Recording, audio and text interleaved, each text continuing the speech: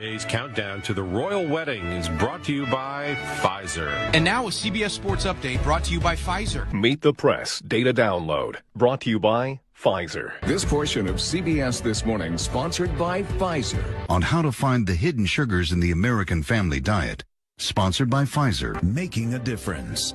Brought to you by Pfizer. CNN Tonight. Brought to you by Pfizer. Early Start. Brought to you by Pfizer. Friday night on Aaron Burnett Out Front. Brought to you by Pfizer. This Week with George Stephanopoulos is brought to you by Pfizer. Good Morning America is brought to you by Pfizer. CBS Health Watch sponsored by Pfizer. Anderson Cooper 360.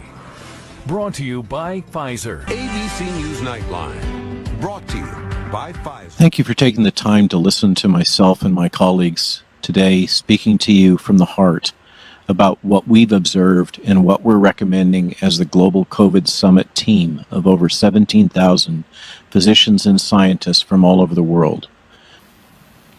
We declare, and the data confirm, that the COVID-19 experimental genetic therapy injections must end. We must acknowledge that the COVID-19 genetic injections cause far more harm than good and provide zero benefit relative to risk for the young and healthy. They do not reduce COVID-19 infection, which is treatable and not terminal.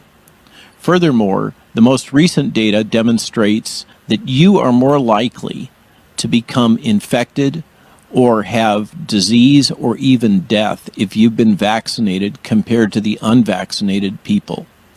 This is shocking to hear, but it is what the data are showing us. The data now show that these experimental gene therapy treatments can damage your children as well as yourself. They can damage your heart, your brain, your reproductive tissue, and your lungs. This can include permanent damage and disablement of your immune system. We strongly recommend that these products now and in the future be regulated as the gene therapy products that they are and require public involvement of the FDA's gene therapy scientists and committees in reviewing and approving these drugs.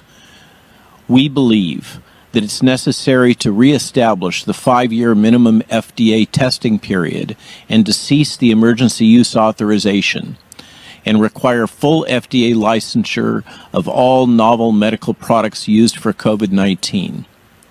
We also strongly recommend that there be investigations of the actual causes of death and damage to millions who have been subjected to these mandatory mRNA and adenoviral vector gene therapy injections.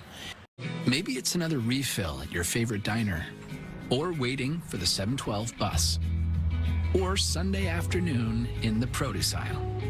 These moments may not seem remarkable, but at Pfizer, protecting the regular routine and every day drives us to reach for exceptional. Working to impact hundreds of millions of lives, young and old.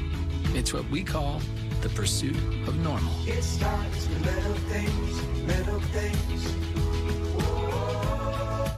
So it's not, doesn't matter whether it's J&J, AstraZeneca, Moderna, Pfizer, they all make your body make a spike protein. That spike protein binds to a tumor suppressor gene family, P53. It also binds to the breast cancer gene, BRCA, and the ovarian cancer gene, BRCA. We know that spike protein can induce cancer pathways, period. It's happening. Cancers are on the increase across the board, lymphomas, leukemias, blood cancers, because that spike goes to the bone marrow. The lipid nanoparticle carries the mRNA to your dividing stem cells because it doesn't stay in the arm. It can go into any cell in your body and it turns that cell into a spike factory. It inhibits the ability for your DNA to repair itself. It binds to our mitochondria, destroys the energy of our brain cells, destroys the energy of our liver cells, destroys the energy of any cell it gets into.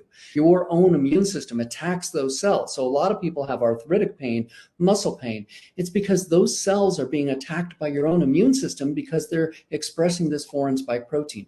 That spike protein causes mechanisms of cancer in many people, And I've been seeing that in the lab. I've been having it confirmed by oncologists, radiologists, radiation oncologists, pathologists all around the world as I travel.